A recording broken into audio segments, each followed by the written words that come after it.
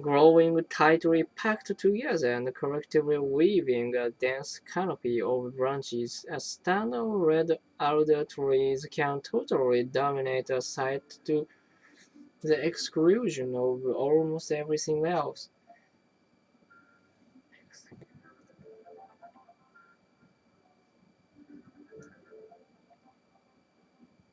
Certain species such as salmonberry and sword ferns had adapted to limited sunlight, dappling through the canopy, but few evergreen trees will survive there. Still fewer can compete with the early prodigious growth of alders.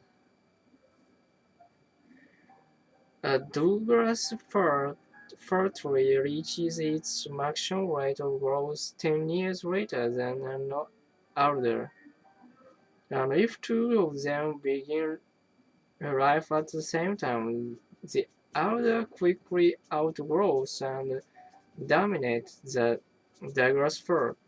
After an alder canopy has closed, the Douglas fir suffers a species of trees suffers a marked decrease in growth, often dying within several years. Even more shade tolerant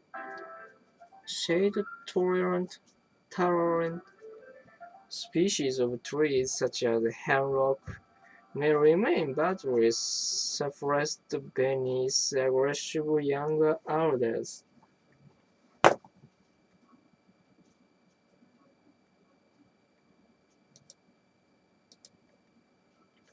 Companies engaged in intensive timber cropping naturally take a dim view of alders suppressing more valuable evergreen trees. But times are changing.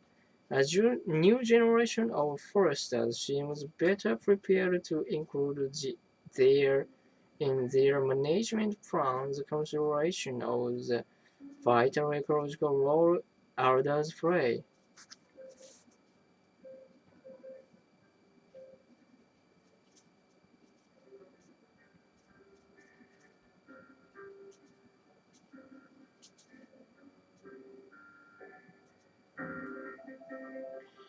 Among the elders' valuable ecological contribution is its capacity to fix nitrogen in nitrogen-deficient soils.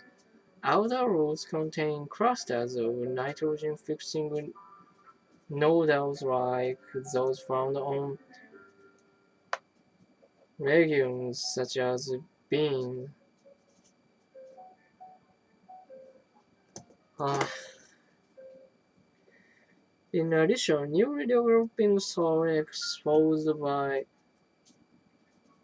recent glacial retreat and planted with alders show that these trees are applying the equivalent of 10 bags of high nitrogen fertilizer to each hectare per year.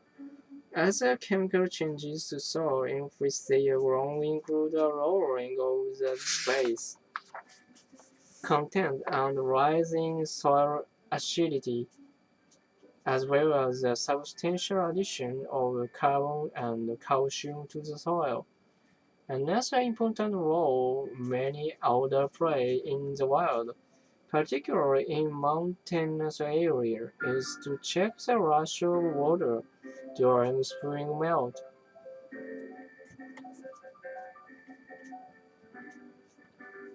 In Japan and elsewhere, the trees are planted to stabilize soil on steep mountain slopes. Similarly, others have been planted to stabilize and rehabilitate waste material left over from old mines. Flood deposit and landslide area in both Europe and America and Asia.